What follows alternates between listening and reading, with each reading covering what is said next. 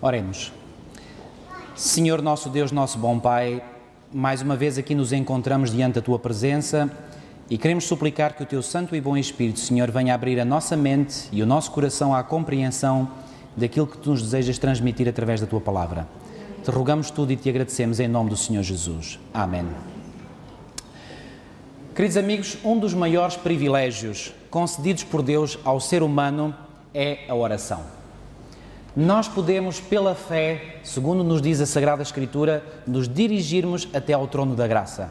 Esse mesmo trono onde Deus está sediado. Alguém disse que a oração é abrir o coração a Deus como a um amigo. Não que seja necessário para que Deus saiba o que somos, mas a fim de nos capacitar a recebê-lo. A oração não nos traz Deus do alto até nós, mas eleva-nos até Ele. Quando Jesus esteve aqui na terra, Ele ensinou os seus discípulos a orar e ensinou em resposta a um pedido específico, expresso por um deles. Vamos ver em Lucas, no capítulo 11 e no versículo 1, onde nos diz precisamente acerca desse pedido específico que um dos seus discípulos fez a Jesus. Lemos assim em Lucas, no capítulo 11 e no versículo 1, de uma feita estava Jesus orando em certo lugar. Quando terminou, ou seja, quando terminou de orar, um dos seus discípulos lhe pediu: Senhor, ensina-nos a orar, como também João ensinou aos seus discípulos. E então, o versículo 2 continua dizendo: então ele os ensinou: quando orardes, dizei: Pai, santificado seja o teu nome, venha o teu reino, o pão nosso cotidiano dá-nos de dia em dia, perdoa-nos os nossos pecados, pois também nós perdoamos a todo o que nos deve, e não nos deixe cair em tentação.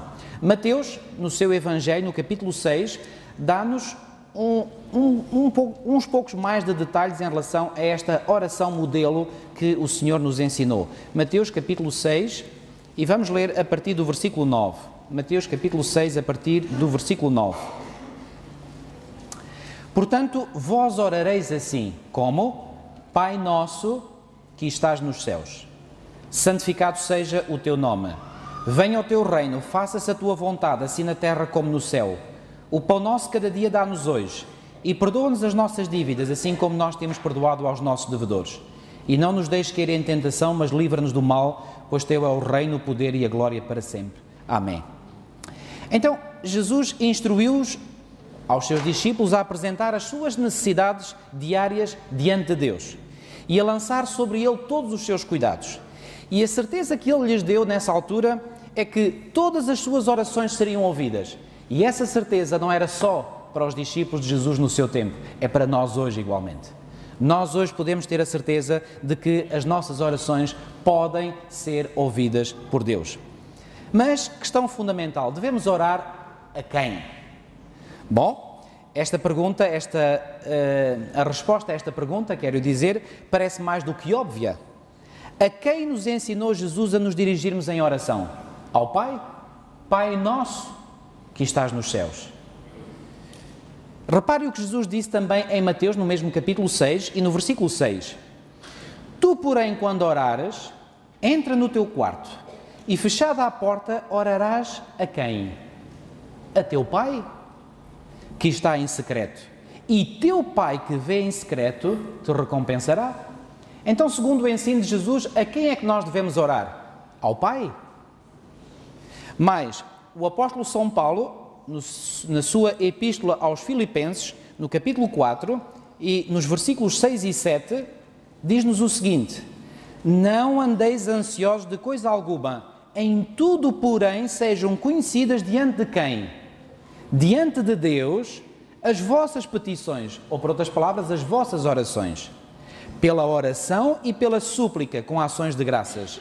E a paz de Deus, que excede todo o entendimento, guardará o vosso coração e a vossa mente em Cristo Jesus. Então, a quem é que nós devemos ir em oração com as nossas petições? Diz aqui o apóstolo Paulo, a quem? Diante de Deus. Bom, em nenhum local, repito, em nenhum local da Bíblia, alguma vez nos é dito que devemos orar a alguém a não ser a Deus, o nosso Pai. E se não acreditam em mim, desafio-os a procurardes na Bíblia uma só passagem que contradiga aquilo que acabei de vos referir. Bom, é verdade que dito desta forma, poucas pessoas se atrevem a dizer o contrário, ou seja, que não devemos orar senão a Deus. Contudo, esta questão é muitas vezes, eu diria, rodeada, afirmando-se que necessitamos de ter alguém, um intercessor, um mediador, que interceda por nós junto de Deus, o Pai. Será isto verdade? Bom, a melhor forma de sabermos se isto é verdade ou não é ouvirmos o que Jesus, que veio não apenas como nosso Salvador a este planeta, mas igualmente como representante do Pai, aquilo que Jesus nos tem a dizer sobre este assunto de tão crucial importância. E a propósito, antes de vermos o que é que Jesus disse sobre este assunto específico, gostaria igualmente de vos mostrar que Jesus veio como representante do seu Pai a esta terra. Abram comigo as vossas Bíblias em João no capítulo 12, João capítulo 12, e vamos ler os versículos 44 a 50. João 12,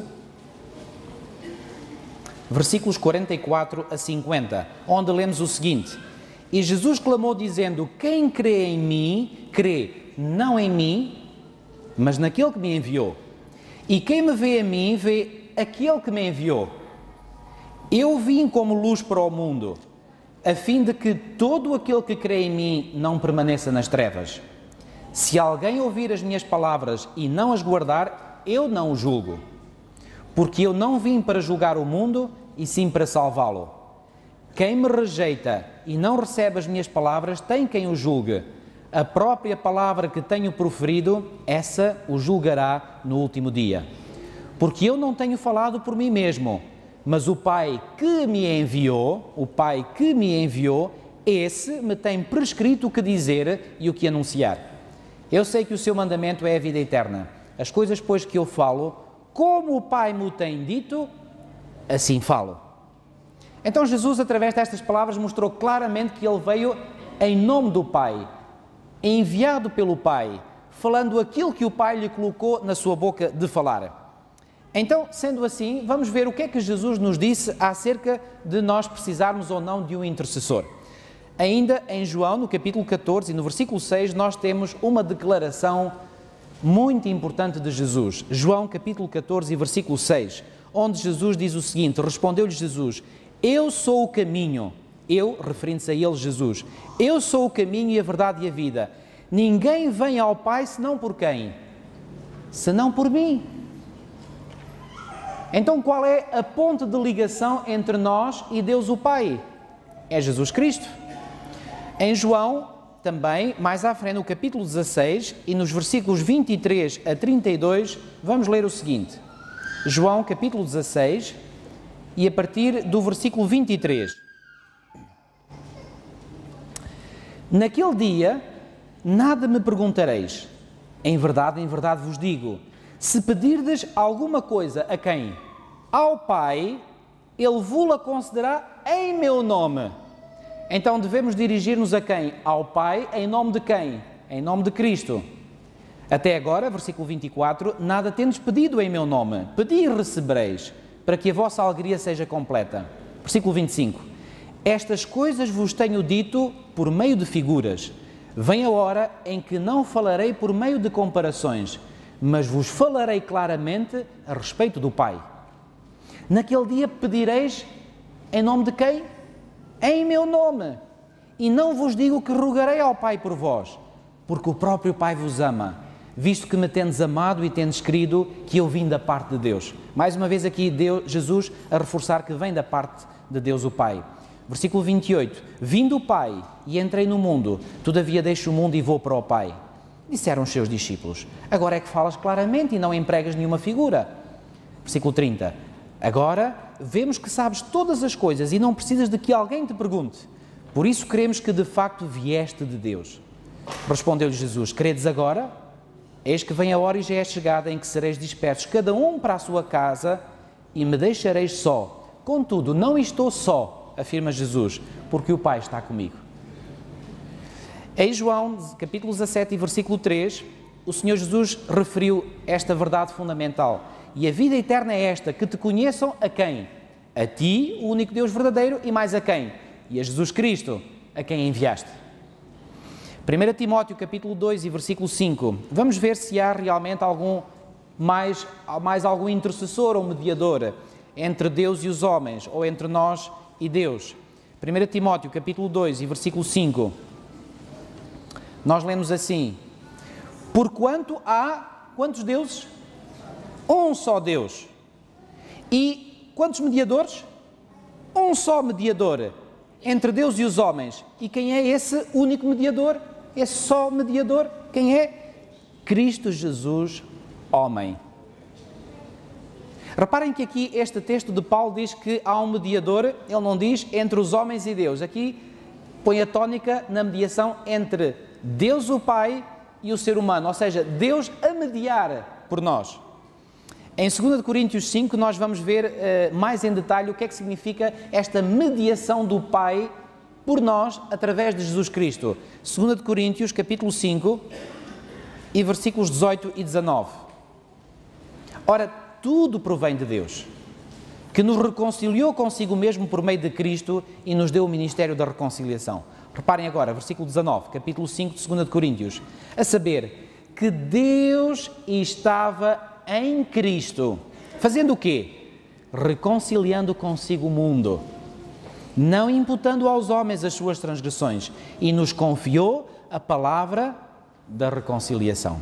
Estão a ver aqui este ministério de intercessão de Deus em favor, do próprio Deus em favor dos seres humanos, através da pessoa de Jesus Cristo? Finalmente, nós encontramos a referência a um outro intercessor. Quem será esse outro intercessor? Romanos capítulo 8 e versículo 26. Romanos capítulo 8 e versículo 26. Também o Espírito, semelhantemente, nos assiste em nossa fraqueza, porque não sabemos orar como convém, mas o mesmo Espírito intercede. Bom, e esta palavra aqui, do verbo interceder, mostra que o Espírito é igualmente um intercessor. Intercede por nós sobremaneira com gemidos inexprimíveis.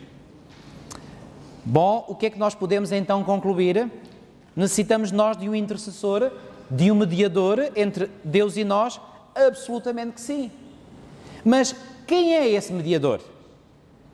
A Bíblia diz-nos claramente: Jesus Cristo ou o seu representante legal nesta terra, o Espírito Santo, são esses intercessores, esses mediadores. A propósito do Espírito Santo, deixem-me recordar-vos aquilo que Jesus disse a respeito do Espírito Santo. Voltemos ao Evangelho de João, capítulo 14, João capítulo 14, e vamos ler em primeiro lugar os versículos 16 e 17. Onde Jesus disse o seguinte, João capítulo 14, versículos 16 e 17. E eu rogarei ao Pai, e Ele referindo-se ao Pai, vos dará outro Consolador. Se Jesus disse outro, significava que era alguém diferente dele. Outro Consolador, a fim de que esteja para sempre convosco.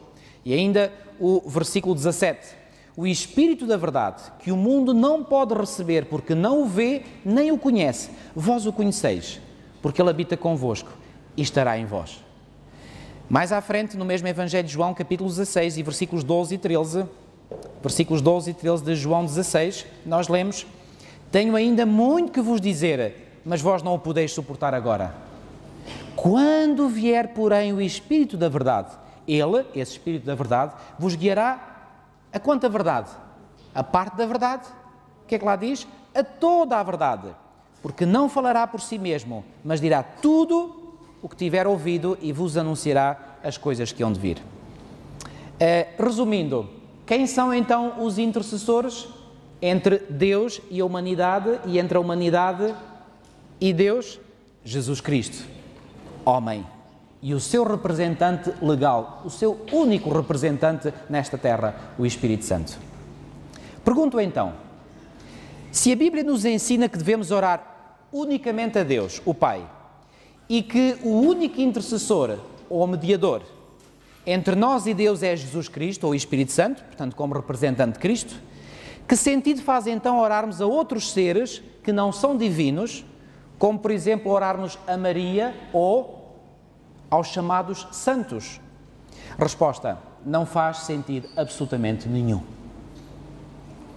E por falarmos em oração a Maria, uma das mais conhecidas orações é a chamada oração Ave Maria.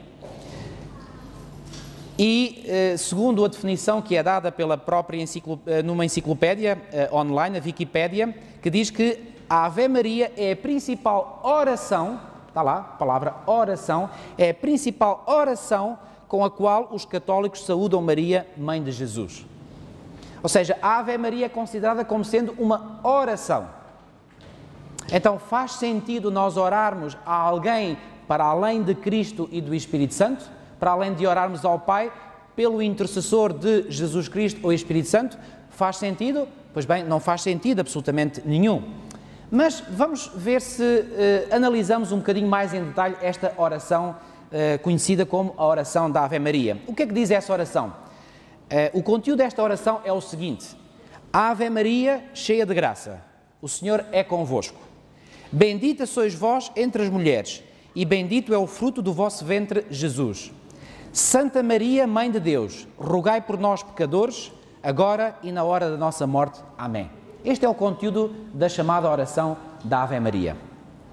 Bom, pergunto, o que existe nesta oração que tenha base bíblica? Vamos ler em Lucas, no Evangelho de Lucas, no capítulo 1, Lucas capítulo 1, e vamos ler a partir do versículo 26 até ao versículo 44. Lucas capítulo 1, e a partir do versículo 26 até ao versículo 44. No 6º mês foi o anjo Gabriel enviado da parte de Deus para uma cidade da Galileia chamada Nazaré, a uma virgem desposada com certo homem da casa de Davi, cujo nome era José. A virgem chamava-se Maria. E entrando o anjo aonde ela estava, disse: Alegra-te, muito favorecida, o Senhor é contigo. Ela, porém, ao ouvir esta palavra, perturbou-se muito e pôs-se a pensar no que significaria esta saudação. Mas o anjo lhe disse: Maria, não temas, porque achaste graça diante de Deus. Eis que conceberás e darás à luz um filho, a quem chamarás pelo nome de Jesus. Este será grande e será chamado Filho do Altíssimo. Deus, o Senhor, lhe dará o trono de Davi, seu pai. Ele reinará para sempre sobre a casa de Jacó e o seu reinado não terá fim. Então disse Maria ao anjo: Como será isto? Pois não tenho relação com homem algum. Respondeu-lhe o anjo: Descerá sobre ti o Espírito Santo e o poder do Altíssimo te envolverá com a sua sombra. Por isso também o ente santo que há de nascer será chamado Filho de Deus. E Isabel, tua parenta, igualmente concebeu um filho na sua velhice, sendo este já o 6º mês para aquela que diziam ser estéril, referindo-se a Isabel, mulher de Zacarias. Versículo 37. Porque para Deus não haverá impossíveis em todas as suas promessas. Então disse Maria: Aqui está a serva do Senhor, que se cumpra em mim conforme a tua palavra. E o anjo se ausentou dela. Naqueles dias, dispondo-se Maria, foi apressadamente à região montanhosa, a uma cidade de Judá. Entrou na casa de Zacarias e saudou Isabel. Ouvindo esta Isabel, a saudação de Maria, a criança, portanto a criança que era fruto de uma gestação já de 6 meses, lhe estremeceu no ventre. Então Isabel ficou possuída do Espírito Santo e exclamou em alta voz: Bendita és tu entre as mulheres e bendito o fruto do teu ventre. E de onde me provém que me venha visitar a mãe do meu Senhor? Pois logo que me chegou aos ouvidos a voz da tua saudação, a criança estremeceu de alegria dentro de mim. Pois bem, este é o relato do encontro de Maria com Isabel, sua parenta. Pois bem, analisemos então uma vez mais e em detalhe esta oração da Ave Maria. Ave Maria, cheia de graça, o Senhor é convosco. Há algum problema com esta afirmação? Não. Vamos ver em Lucas, mais uma vez, o versículo 28, que diz assim: E entrando o anjo onde ela estava, disse: Alegra-te, muito favorecida, o Senhor é contigo. Portanto, nesta oração, ao dizer o Senhor é convosco, ou o Senhor é contigo, está de acordo com aquilo que o próprio anjo, disse a Maria. Pois bem, no versículo 30, lemos também, mas o anjo lhe disse, Maria, não temas, porque achaste graça diante de Deus. Ave Maria, cheia de graça, achaste graça. Há algum problema? Não há problema absolutamente nenhum com esta parte da oração. Ave, como sabem, é um termo latino que significa uma saudação. Portanto, é uma saudação que se faz a Maria, tal como o anjo fez uma saudação, portanto, a Maria. Agora, a outra parte, a parte seguinte da oração. Bendita sois vós entre as mulheres e bendito é o fruto do vosso ventre, Jesus. E com esta afirmação, há algum problema? Bom, respondo, também não. O versículo 42 de Lucas 1 diz-nos, querem ver comigo mais uma vez, o versículo 42 de Lucas 1 diz, e exclamou em alta voz, quem é que exclamou em alta voz? Isabel, bendita és tu entre as mulheres e bendito o fruto do teu ventre. Portanto, temos aqui uma afirmação bíblica e, portanto, a declaração da oração de Ave Maria está em plena conformidade com o texto bíblico. E, finalmente, com esta afirmação, rogai por nós... Não, e antes dessa, Santa Maria, Mãe de Deus. Bom, o versículo 43, em Lucas 1, no versículo 43, Isabel diz assim, e de onde me provém que me venha visitar a Mãe do meu Senhor? Portanto, se a expressão Santa Maria, Mãe de Deus, é no sentido de considerar Maria como sendo a mãe do Deus que encarnou em Cristo Jesus, não há problema algum com esta afirmação. A própria parenta de Maria, Isabel, disse isso mesmo. E de onde me provém que me venha visitar a mãe do meu Senhor? Finalmente esta afirmação. Rogai por nós, pecadores, agora e na hora da nossa morte. Rogai por nós. Mas, segundo vimos há pouco, quem unicamente intercede ou roga por nós diante de Deus? Pedir a Maria que rogue por nós é colocá-la num papel e numa função que ela nunca teve, nem nenhum outro ser humano alguma vez teve ou terá. A função de ser intercessora por nós junto de Deus o Pai. Nunca em qualquer lugar na Bíblia nós encontramos um único ser humano ter esta função de ser um intercessor por outros seres humanos diante de Deus. Bom, vocês dirão, bom, e os sacerdotes do Antigo Testamento? Bom, eles oficiavam em nome de Deus, mas não eram eles próprios os representantes. Não eram eles próprios os intercessores no sentido como se dá a Maria de divinizá-la. Portanto, fazer isto, colocar Maria como intercessora junto de Deus, é roubar a Cristo a preeminência que é devida a Ele unicamente. Como se comportou Maria face a Jesus? Será que Maria, ela própria, comportou-se face a Jesus como sendo alguém que merece igualmente preeminência? Vamos ver. Aqui em Lucas, no capítulo 1 e no versículo 38, vamos ver uma vez mais aquilo que Maria disse quando o anjo a visitou. Versículo 38. Então disse Maria, aqui está a serva do Senhor, que se cumpra em mim conforme a palavra de quem? A minha palavra? Não, que se cumpra em mim conforme a tua palavra. O que é que isto mostra? Mostra-se que Maria se submetia totalmente à vontade de Deus.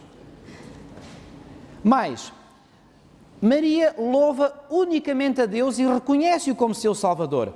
Mais à frente, no capítulo 1, no versículo 46, nós lemos o seguinte. Agora é o cântico de Maria, Lucas 1, 46 até ao versículo 56. Então disse Maria, a minha alma engrandece ao Senhor. A quem é que ela engrandece então? Ao Senhor. E o meu espírito se alegrou em Deus, meu quê? Meu Salvador. Então Maria reconhecia que também necessitava de um Salvador? Absolutamente. Versículo 48. Porque contemplou na humildade da sua serva, pois desde agora todas as gerações me considerarão bem-aventurada. Esta expressão bem-aventurada corresponde a bendita és tu entre as mulheres. Isso é verdade. Realmente Maria iria ser, por ter sido a mãe do Salvador, bem-aventurada entre as mulheres. Mas nada mais do que isso, porque a própria Maria reconhece que Deus é o seu Salvador. Versículo 49. Porque o poderoso me fez grandes coisas, santo é o seu nome. Ela não está a chamar santa a ela própria. Ela está a dizer que santo é o nome de Deus. A Maria, ela própria. Versículo 50. A sua misericórdia vai de geração em geração sobre os que o temem. Agiu com o seu braço valorosamente, dispersou os que no coração alimentavam pensamentos soberbos, derribou do seu trono os poderosos e exaltou os humildes, encheu de bens os famintos e despediu vazios os ricos, amparou a Israel, seu servo, a fim de lembrar-se da sua misericórdia a favor de Abraão e da sua descendência para sempre, como prometera aos nossos pais. Versículo 56, Maria permaneceu cerca de 3 meses com Isabel e voltou para casa. Algo indício aqui de que mostra que Maria se estava a colocar num lugar semelhante ao do seu Salvador? Nada. Rigorosamente nada. Mas, em João, no capítulo 1, no contexto do primeiro milagre que Cristo realizou, o milagre das bodas de Caná, nós lemos algo muito interessante. João capítulo 2, a partir do versículo 1. João capítulo 2, versículo 1 em diante. 3 dias depois houve um casamento em Caná da Galileia, achando-se ali a mãe de Jesus. Jesus também foi convidado com os seus discípulos para o casamento.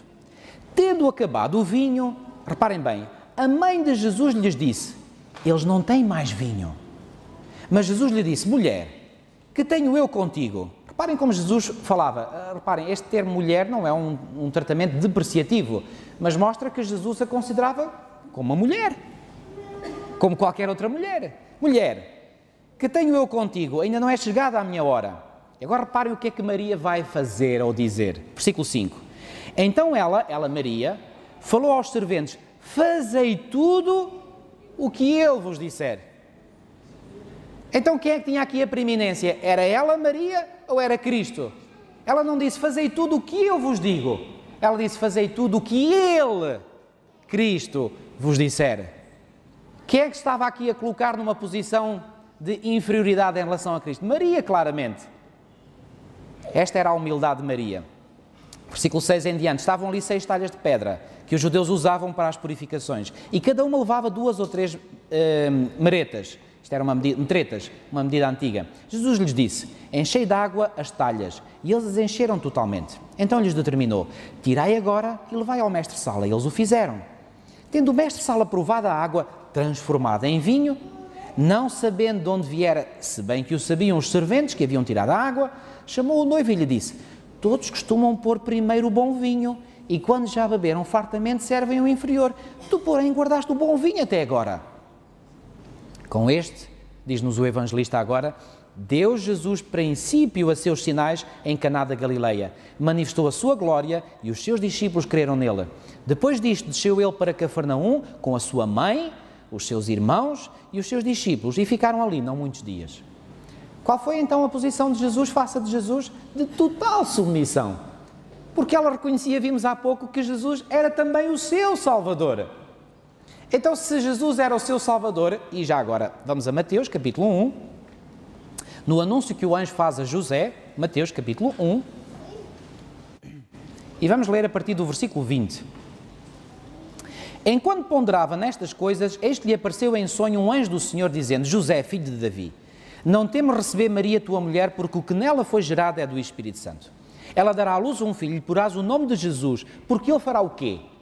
Salvará o seu povo dos pecados deles. Porquê que de Cristo Jesus é dito que ele é o nosso Salvador? Porquê? Porque nos salva. Salva-nos de quê? Dos nossos pecados. Agora, reparem, se Maria chamou a Jesus seu Salvador, o que é que isso pressupõe? Que ela igualmente reconhecia que necessitava de ser salva dos pecados dela. Onde é que há então lugar para a chamada doutrina da Imaculada Conceição? Fazendo que Maria era uma pessoa que nasceu sem qualquer pecado. Não, Maria nasceu como qualquer ser humano nasceu, com uma natureza pecaminosa. E embora tenha sido uma mulher que temeu a Deus, certamente que ela teve falhas na sua vida. E por isso ela necessitava de um Salvador. E ela reconhece em Jesus o seu Salvador. Como cada um de nós tem que reconhecer em Jesus o nosso Salvador. Finalmente, quando Jesus já estava pendurado na cruz, em João capítulo 19, nós lemos o seguinte. João capítulo 19, versículos 25 a 27. E junto à cruz estavam a mãe de Jesus e a irmã dela e Maria, mulher de Cleopas, e Maria Madalena. Eram várias Marias. Reparem, estava a mãe de Jesus, que era Maria, e a irmã dela, e depois fala numa Maria, mulher de Cleopas, e Maria Madalena. Pelo menos há aqui referência a 3 Marias. Vendo Jesus a sua mãe, versículo 26, e junto a ela o discípulo amado, este discípulo amado era João, disse: mulher, eis aí o teu filho. Depois disse ao discípulo: eis aí a tua mãe. Dessa hora em diante o discípulo a tomou para casa. O que é que quer dizer esta expressão, a tomou para casa? Começou a cuidar dela. Porque Jesus estava para morrer e preocupou-se com o bem-estar da sua mãe. E pediu a João, um dos seus discípulos, que tomasse conta da sua mãe. Pois bem, vamos agora falar de um outro aspecto ligado, portanto, a Maria. É do conhecimento geral que não só se faz a oração da Ave Maria, mas existe uma multiplicidade de práticas ligadas ao culto de Maria e que é denominado na teologia católico-romana como a Mariologia. O que é que a Bíblia diz sobre a idolatria? Em Êxodo, no capítulo 20 e versículos 3 a 6, lemos os 2 primeiros mandamentos. Êxodo, capítulo 20 e versículos 3 a 6. Não terás outros deuses diante de mim. Não farás para ti imagem de escultura, nem semelhança alguma do que há em cima nos céus, nem embaixo na terra, nem nas águas debaixo da terra. Não as adorarás, nem lhes darás culto, porque eu sou o Senhor teu Deus, Deus zeloso, que visita a iniquidade dos pais nos filhos, até à 3ª e 4ª geração daqueles que me aborrecem. É novidade para algum de vós, que estáis aqui ou que estáis a acompanhar pela internet, é novidade para algum de vós, que muitas vezes, associado à oração da Ave Maria, há todo um culto à imagem de Maria, existem imagens a Maria que são reverenciadas, as pessoas ajoelham-se diante, podia trazer essas imagens, mas creio que são do conhecimento de todos vós. Então, o que é que a Bíblia tem a dizer sobre nos prostrarmos diante de imagens? Isto mesmo, segundo mandamento, não farás para ti imagens de esculturas, não as adorarás, nem lhes darás culto. Porquê é que Deus não permite que nós adoremos outros deuses? Querem ver em Efésios capítulo 4, versículos 4 a 6. Efésios capítulo 4 e versículos 4 a 6, nos é dito: há somente um corpo e um Espírito, como também fostes chamados numa só esperança da vossa vocação. Um só Senhor, uma só fé, um só batismo, um só Deus e Pai de todos, o qual é sobre todos, age por meio de todos e está em todos. O que é que Paulo nos diz? Há um só Espírito, Espírito Santo, um só Senhor, Jesus Cristo, um só Deus e Pai de todos, Deus o Pai. E porque há um só Deus, claro, é um mistério para nós compreendermos a existência de Deus em 3 pessoas, mas o que é facto é que a Bíblia o afirma. Pois bem, porque há um só Deus, então não devemos adorar outros deuses. E mais, a Bíblia, referindo-se à idolatria, ou seja, ao facto de se fazer imagens, diz algo muito forte. Abram as vossas Bíblias comigo em Isaías, no capítulo 40. Isaías, capítulo 40, e vamos ler os versículos 18 a 20. Isaías, capítulo 40, versículos 18 a 20. Com quem comparareis a Deus? Ou que coisa semelhante confrontareis com Ele? O artífice funda a imagem, e o ourives a cobre de ouro, e cadeias de prata forja para ela. O sacerdote idólatra, ou seja, está entregue à idolatria, escolhe madeira que não se corrompe e busca um artífice, perito, para assentar uma imagem esculpida que não oscila. Repararam como é que a Bíblia refere ou classifica os sacerdotes, os ministros religiosos que procuram ourives ou artistas para fazer imagens esculpidas, classifica-os de idólatras. Um idólatra é alguém que está ligado à idolatria, aos ídolos.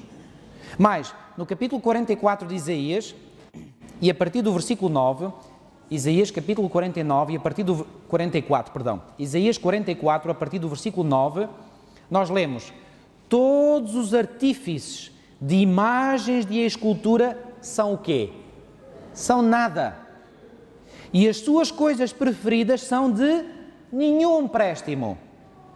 Eles mesmos quem? Os artífices das imagens de escultura, são testemunhas de que elas nada veem, nem entendem, para que eles sejam confundidos. Quem formaria um Deus ou fundiria uma imagem de escultura que é de nenhum préstimo? Versículo 11. Eis que todos os seus seguidores ficariam confundidos, pois os mesmos artífices não passam de homens.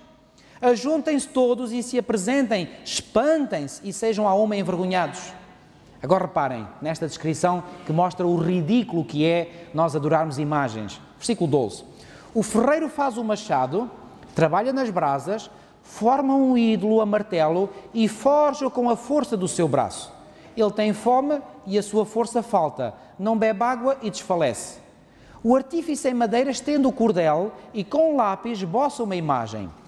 Alisa com plaina, marca com o compasso e faz a semelhança e beleza de um homem que possa morar numa casa.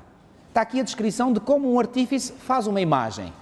Com compasso, com plaina, enfim, com os materiais apropriados para um artífice poder fazer uma imagem. Versículo 14. Um homem corta para si cedros, e a madeira de cedro era das mais apreciadas na antiguidade, foi com madeira de cedro que se construiu o templo de Salomão em Jerusalém. Um homem corta para si cedros, toma um cipreste ou um carvalho, igualmente boa madeira, fazendo escolha entre as árvores do bosque, ou seja, escolhe as melhores árvores. Planta um pinheiro e a chuva o faz crescer. Tais árvores servem ao homem para queimar. E agora parem. Com parte da sua madeira se aquenta e coze o pão. E também faz um Deus e se prostra diante dele, esculpe uma imagem e se ajoelha diante dela. O que é que o profeta Isaías está aqui a querer realçar? O ridículo que é a mesma pessoa, da mesma madeira de uma árvore, tirar madeira para queimar e fazer com ela a comida, e da mesma madeira fazer uma imagem e se prostrar diante da imagem. Porquê que ele não se prostra diante da madeira que está lá no fogo a arder? Estão a ver o ridículo da questão? Versículo 16. Metade queima no fogo, e com ela coze a carne para comer, assa e farta-se. Também se aquenta e diz, já me aquento, contemplo a luz. Então, versículo 17, do resto faz um Deus. Claro, aqui Deus com letra minúscula. Uma imagem de escultura, ajoelha-se diante dela, prostra-se e dirige a sua oração, dizendo, livra-me porque tu és o meu Deus. Estão a ver claramente o ridículo da questão. Da mesma madeira, da mesma árvore, usa-se uma parte da madeira para se aquentar e para fazer a comida, e da outra parte da madeira faz um Deus e ajoelha-se diante dele a dizer, tu és o meu Deus. Que coisa mais ridícula! Nada sabem, versículo 18, nem entendem, porque se lhes grudaram os olhos, é como se ficassem com os olhos colados, para que não vejam e o seu coração já não pode entender. Nenhum deles cai em si e já não há conhecimento nem compreensão para dizer, metade queimei e cozi pão sobre as suas brasas, assei sobre elas carne e a comi, e faria eu do resto uma abominação? Ajoelhar-me-ia eu diante de um pedaço de árvore? Tal homem se apacenta de cinza, o seu coração enganado o iludiu, de maneira que não pode livrar a sua alma, nem dizer, não é mentira aquilo em que confio. Estão a ver o ridículo que é a idolatria?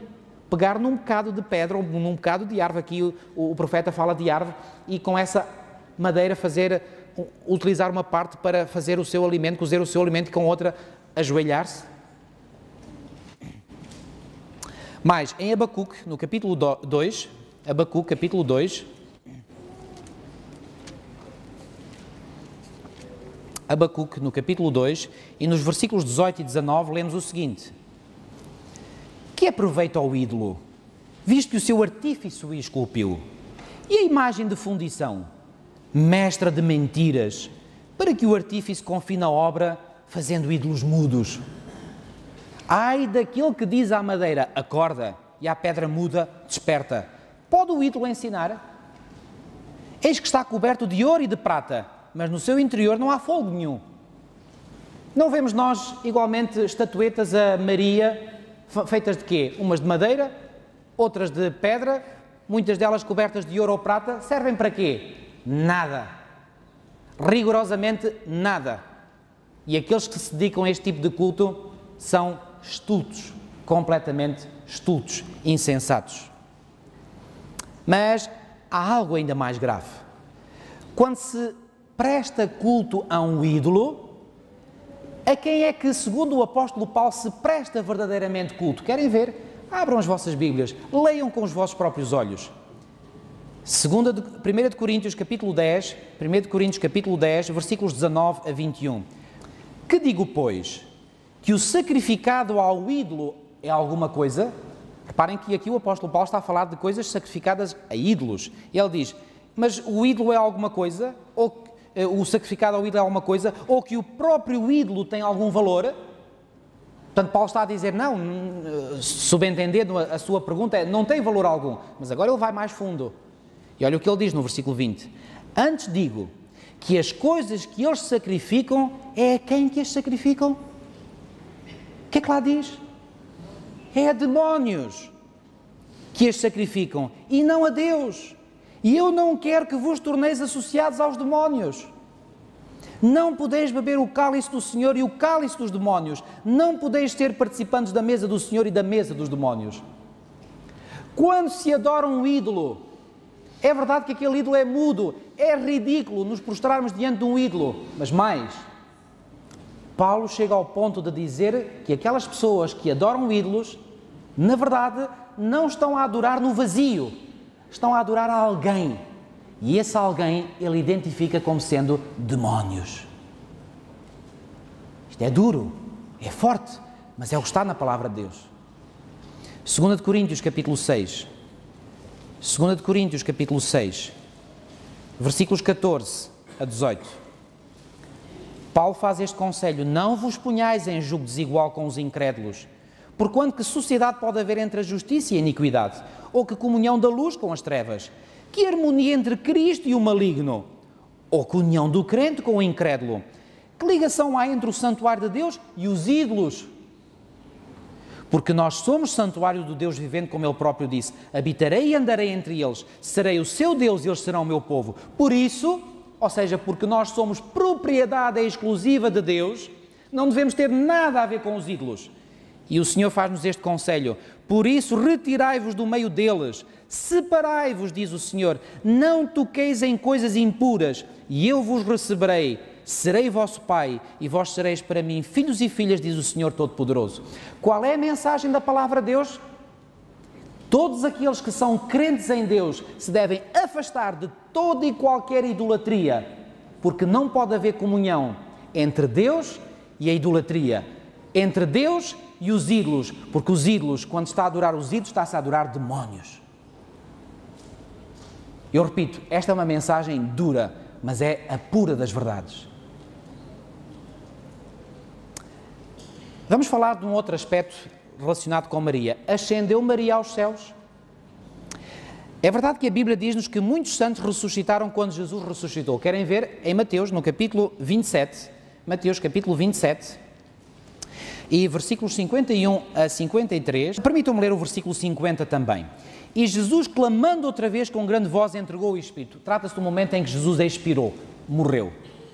Versículo 51. Eis que o véu do santuário se rasgou em duas partes de alto a baixo. Tremeu a terra, fenderam-se as rochas. E agora repare o que diz o versículo 52, os versículos 52 e 53. Abriram-se os sepulcros e muitos corpos de santos que dormiam ressuscitaram. Bom, se ficássemos só por aqui, ficaríamos a concluir que a ressurreição se deu no momento em que Cristo morreu. Mas o versículo 53 acrescenta um pormenor. Diz do versículo 53, e saindo dos sepulcros quando? Diz lá, depois da ressurreição de Jesus, entraram na cidade santa e apareceram a muitos. Muitos acreditam que estes santos que ressuscitaram ascenderam com Cristo ao céu, porque há dois textos que, quando nós os colocamos em paralelo, vão muito fortemente nessa direção. Um é Efésios, capítulo 4 e versículo 8. Efésios, capítulo 4 e versículo 8. Diz assim, por isso diz, quando ele subiu às alturas, ele referindo-se a Cristo, quando ele subiu às alturas, levou cativo o cativeiro. O que é que quer dizer levou cativo o cativeiro? Vamos depois explanar isto melhor com outra passagem bíblica. E concedeu dons aos homens. Vamos ver agora o Salmo 68, 18. Salmo 68, 18, e vão ver o paralelismo que há entre o Salmo 68, 18 e este texto de Efésios 4, 8. Salmo 68, 18. Salmo, capítulo 68 e versículo 18. Subiste às alturas. Lá em Efésios 4, 8 diz, quando ele subiu às alturas. Diz assim, Salmo 68, 18. Levaste cativo o cativeiro. Em Efésios 4, 8 diz, levou cativo o cativeiro. Estão a ver o paralelismo? Recebeste homens por dádivas. Recebeste homens por dádivas. Até mesmo rebeldes, para que o Senhor Deus habite no meio deles. E o texto de Efésios 4, 8 diz, levou cativo o cativeiro e concedeu dons aos homens. Recebeste homens por dádivas. Pondo estes dois textos em paralelo, isto significa que quando Cristo ascendeu aos céus, deu dons a homens que tinha libertado da morte. E quando é que os libertou da morte? Quando Ele ressuscitou, ressuscitaram também, segundo diz o Evangelho, alguns dos santos que dormiam. Agora a pergunta que se coloca é, quando estes santos ascenderam ao céu, será que Maria foi com eles? Porque a Mariologia católica afirma que Maria está no céu e, portanto, porque está no céu, pode ser intercessora. Bom, já vimos que não pode ser intercessora. Mas agora resta-nos responder à questão, estará Maria no céu? Será que ela ascendeu com estes santos, que alguns acreditam serem os 24 anciãos de que nos fala o livro do Apocalipse, em Apocalipse 4, 4, 10, 5, 8, 11, 16, 19, 4. Será que Maria faz parte destes 24 anciãos, destes santos que subiram ao céu depois de terem ressuscitado quando Jesus ressuscitou? Bom, vamos abrir a nossa Bíblia em Atos capítulo 1. Atos capítulo 1 e versículos 12 a 14. Atos capítulo 1 e versículos 12 a 14. Reparem, os versículos 6 a 11 falam da ascensão de Cristo e o versículo 12 diz assim, então voltaram para Jerusalém. Voltaram para Jerusalém de onde? Do Monte das Oliveiras, onde viram Jesus subir ao céu. Do monte chamado Olival, que é o Monte das Oliveiras, que dista daquela cidade tanto como a jornada de um sábado. Quando ali entraram, portanto, os discípulos que viram Jesus ascender aos céus, quando ali entraram em Jerusalém, subiram para o cenáculo, onde se reuniam quem? E agora vejam com atenção a lista de pessoas aqui mencionada. Pedro, João, Tiago, André, Filipe, Tomé, Bartolomeu, Mateus, Tiago, filho de Alfeu, Simão o Zelote e Judas, filho de Tiago, os 11 discípulos de Jesus. Porquê 11 e não 12? Judas Iscariotes já se tinha suicidado, enforcado. Agora reparem o que diz o versículo 14. Todos estes quem? Os 11 apóstolos de Cristo, perseveravam unânimes em oração com as mulheres. E o que é que diz logo a seguir? Com Maria, mãe de Jesus, e com os irmãos dele. Então Jesus subiu ao céu. E vimos que quando Jesus subiu ao céu, eventualmente, santos que ressuscitaram quando Jesus ressuscitou, subiram igualmente com ele. Fazia parte de Maria desses santos que ascenderam ao céu? Não, porque quando os discípulos regressam do Monte das Oliveiras a Jerusalém, encontram no cenáculo os 11 apóstolos a orar, e está lá Maria, mãe de Jesus, a orar com eles. E agora pergunto, se Maria não ascendeu ao céu, o que é que lhe aconteceu?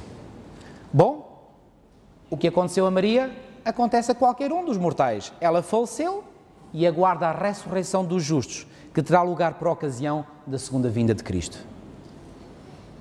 Agora pergunto, e com isto termino a minha apresentação desta manhã. Podemos prestar culto a alguém que morreu? O que é que a Bíblia tem a dizer sobre isso? Vamos perguntar à Bíblia, em primeiro lugar, o que é que sabem os mortos? Eclesiastes capítulo 9. Eclesiastes capítulo 9, versículos 5 e 6. E depois o versículo 10. Eclesiastes capítulo 9, versículos 5 e 6. Porque os vivos sabem que hão de morrer, mas os mortos sabem o quê? Não sabem coisa nenhuma, nem tampouco terão eles recompensa, porque a sua memória jaz no esquecimento. E não é só a sua parte cognitiva que jaz no esquecimento, a sua parte sentimental e emocional também acabou. É o que nos diz o versículo 6, amor, ódio e inveja. Está aqui a mencionar 3 sentimentos. Um positivo, o amor, 2 negativos, ódio e inveja. Para eles já apareceram, para sempre não têm eles parte em coisa alguma do que se faz debaixo do sol. Versículo 10, tudo quanto vier à mão para fazer, faz-o conforme as tuas forças, porque no além, este além é o Sheol, é o lugar onde estão os mortos, é a sepultura. No além, ou seja, na sepultura para onde tu vais não há obra, nem projetos, nem conhecimento, nem sabedoria alguma. Ora, se Maria não ascendeu aos céus, o que é que lhe aconteceu? Morreu. E se morreu, o que é que ela sabe? Não sabe coisa nenhuma. E se não sabe coisa nenhuma, então oramos a quem? A Maria? Através das imagens? Sabem a que é que as pessoas oram verdadeiramente? A demónios. Isto é terrível de ser dito, mas é a verdade bíblica. Salmo 88, versículos 10 a 12. Mostrarás tu prodígios aos mortos, ou os finados se levantarão para te louvar? Será referida a tua bondade na sepultura, a tua fidelidade nos abismos? Acaso nas trevas se manifestam as tuas maravilhas e a tua justiça na terra do esquecimento? É uma série de perguntas que o salmista coloca. Sabem, todas estas perguntas encontram a sua resposta num salmo mais a seguir. Salmo 115, versículo 17. Salmo 115, versículo 17, nos responde a estas perguntas do Salmo 88. Salmo 115 e versículo 17. Diz-nos assim: os mortos não louvam o Senhor, nem os que descem à região do silêncio. Eu pergunto-vos, se os mortos não louvam o Senhor, podem eles interceder? Para já, não têm essa capacidade, como já vimos. E mesmo que tivessem, pois bem, estando mortos, nem sequer podem louvar, quanto mais interceder. Quanto ao culto aos mortos, o que é que a Bíblia especificamente nos tem a dizer sobre isso? Levítico capítulo 19, versículo 31. Levítico capítulo 19, versículo 31. Não vos voltareis para os necromantes. Outras versões dizem, para os que consultam os mortos. Nem para os adivinhos, não os procureis para ser descontaminados por eles. Eu sou o Senhor vosso Deus. Mais à frente, capítulo 20, versículo 6. Quando alguém se virar para os necromantes, ou seja, para os que consultam os mortos e feiticeiros, para se prostituir com eles, eu me voltarei contra ele e o eliminarei do meio do seu povo. Versículo 27 do capítulo 20. O homem ou a mulher que sejam necromantes, ou que contactem com os mortos, ou sejam feiticeiros, serão mortos. Serão apedrejados, o seu sangue cairá sobre eles. Deuteronômio capítulo 18. Deuteronômio capítulo 18, versículos 10 a 12 e 14. Deuteronômio capítulo 18, versículos 10 a 12. Não se achará entre ti quem faça passar pelo fogo o seu filho ou a sua filha, nem adivinhador, nem prognosticador, nem agoureiro, nem feiticeiro, nem encantador, nem necromante, nem mágico, nem quem consulta os mortos. Pois todo aquele que faz tal coisa é abominação ao Senhor, e por estas abominações o Senhor teu Deus os lança diante de ti. Versículo 14. Porque estas nações que hás de possuir ouvem os prognosticadores e os adivinhadores, porém a ti o Senhor teu Deus não permitiu tal coisa. E finalmente, para terminar, sabem que o culto a Maria tem a sua origem não no cristianismo, mas no paganismo babilónico. Como é que podemos afirmar isso? Abram as vossas Bíblias em Jeremias capítulo 7, Jeremias capítulo 7, Jeremias capítulo 7 e versículos 16 a 20. Jeremias capítulo 7 e vamos ler os versículos 16 a 20. Deus dirige-se ao seu profeta Jeremias e diz-lhe isto: tu, pois, não intercedas por este povo, nem levantes por ele clamor ou oração, nem me importunes, porque eu não te ouvirei. A condição espiritual do povo de Israel neste momento de Judá estava muito má.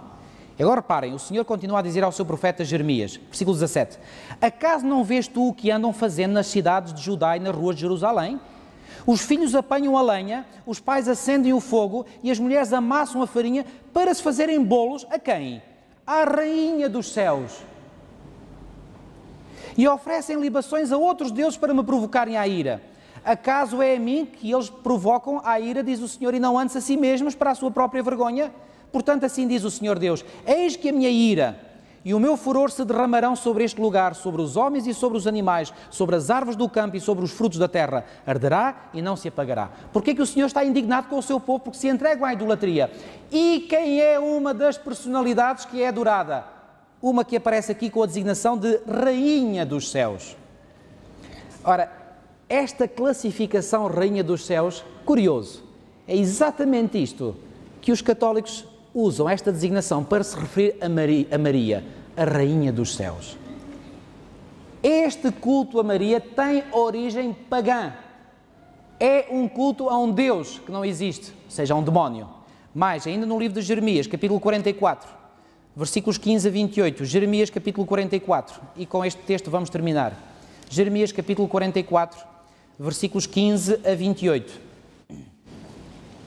Então responderam, Jeremias 44, 15, então responderam a Jeremias todos os homens que sabiam que as suas mulheres queimavam incenso a outros deuses, reparem, idolatria.